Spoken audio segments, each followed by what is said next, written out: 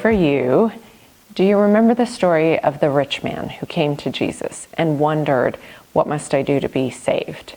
And he said, I've already kept all the commandments. I've already done all the things that you said to do. Do you know what Jesus said to him? He said, sell everything you have, give it to the poor, and come walk with me. Accompany me on the road that I'm on. Come with me. That's what he said, to inherit the kingdom, right? The question today is, at what point do you need to fix and or help people on your team? Because here's what happened after that. It says that the man, his countenance fell, so he became very sad. He walked away grieving and sorrowful, is how it says in the Amplified. And so when he walks away grieving and sorrowful, for most of us, our temptation would be, I'm guessing for like 95% of us, our temptation would be to go support that man. Go like, I didn't mean to upset you. I mean, the reality is, like, we would try to explain it away. We'd try to fix the guy, and we'd try to restate what we had said so that he didn't feel bad. Because we're taught that, you know, our message should never make somebody feel bad. It should never make people uncomfortable or sad. And we want people to be encouraged after they listen to us, which is a very real thing and a very good thing. However, there is a point for people to deal with things between their own heart and God. And I believe that's why Jesus let that man just walk away.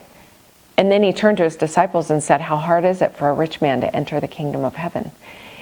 So the idea is giving people space to connect their own heart with God's heart and be okay with whatever it is that they need to take care of.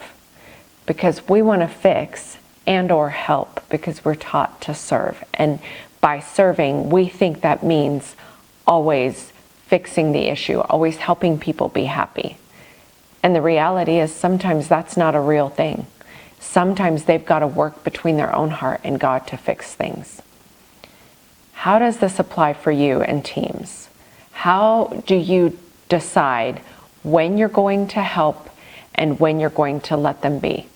Because the reality is sometimes you're going to say some things that are truth, that are right and real, and there's just a point of letting people be uncomfortable and letting people be sad. And I know for me as a public speaker, that's one of the most difficult things, is when I speak and I know people are like, ugh, they are hurt, or they feel sad, or they feel like all that yuck. Because the reality is sometimes when we're told the truth, it's that smack in the face and it's hard to deal with. We've all had those moments where we've gotten that little bit of truth and then we're like, ugh, crap. Right? So when we're helping our teams through certain situations and certain times, there's going to be moments they're sad. There's going to be moments they're grieving. There's going to be moments they feel hurt.